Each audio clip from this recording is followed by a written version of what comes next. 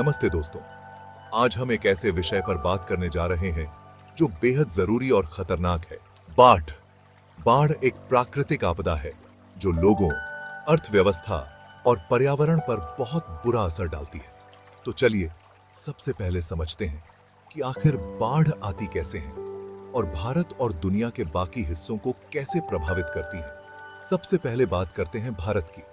भारत में मानसून के मौसम की वजह से बाढ़ का खतरा ज्यादा रहता है। जून से सितंबर तक की भारी बारिश से नदियां और पानी निकालने की व्यवस्था पूरी तरह भर जाती है, जिससे भयंकर बाढ़ आती है। जैसे कि ब्रह्मपुत्र और गंगा नदियां मानसून के दौरान अक्सर उफान पर आ जाती हैं, जिससे की संपत्ति जिसे बहुत नुकसान होता है। लेकिन सिर्फ बारिश ही वजह नहीं है। पेड़ों की कटाई और खराब शहरी योजना जैसी मानवीय गतिविधियां भी इस समस्या को बढ़ा देती हैं। जब पेड़ काटे जाते हैं तो बारिश का पानी सोखने के लिए कम जगह बचती है, जिससे पानी तेजी से बहता है और बाढ़ का खतरा बढ़ जाता है। शहरों में खराब पानी निकालने की व्यवस्था और बाढ़ वाले इलाकों में इमारतें बनाने से भी खतरा और बढ़ जाता है। अब थोड़ा और बात करते हैं। बाढ़ सिर्फ भारत में ही नहीं आती, ये पूरी दुनिया में होती है। जैसे कि अमेरिका को ही ले लीजिए।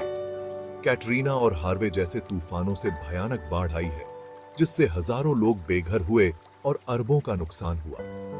ये बाढ़ अक्सर तूफानी लहरों और भारी बारिश के मेल से आती है।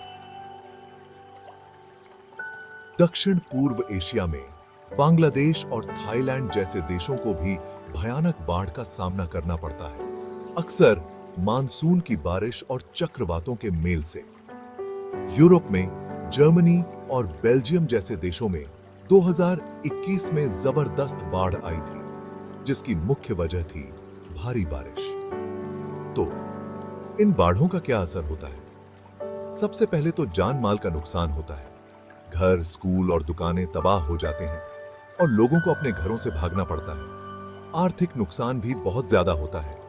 खेती से लेकर इंफ्रास्ट्रक्चर तक हर चीज प्रभावित होती है। लेकिन असर सिर्फ तुरंत होने वाले नुकसान से आगे भी जाते हैं। बाढ़ से पानी से फैलने वाली बीमारियां, रोजगार छूटना और मानसिक परेशानी जैसी लंबे समय तक रहने वाली समस्याएं पैदा हो सकती हैं। खेती के क्षेत्र में बाढ़ फसलों को बर्बाद कर सकती है, जिससे खाने की कमी और किसानों की आमदनी का नुकसान होता है। तो इन असरों को कम करने के लिए क्या किया जा सकता है?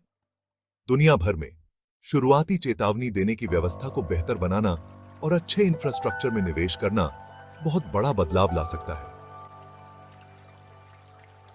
जैसे कि भारत में सरकार नेशनल फ्लड कंट्रोल प्रोग्राम जैसे प्रोजेक्ट्स पर काम कर रही है, जिसका मकसद है बाढ़ की भविष्यवाणी और उससे निपटने के तरीकों को बेहतर बनाना। व्यक्तिगत स्तर पर अपने इलाके में बाढ़ के खतरे के बारे में जागरूक रहना और एक आपातकालीन योजना बनाना जान बचा सकती है। बाढ़ से बचने के लिए बांध बनाना, जरूरी दस्तावेज सुरक्षित रखना और इवैक्यूएशन रूट्स के बारे में जानना जैसे आसान कदम बहुत बड़ा फर्क ला सकते हैं। तो बस इतना ही।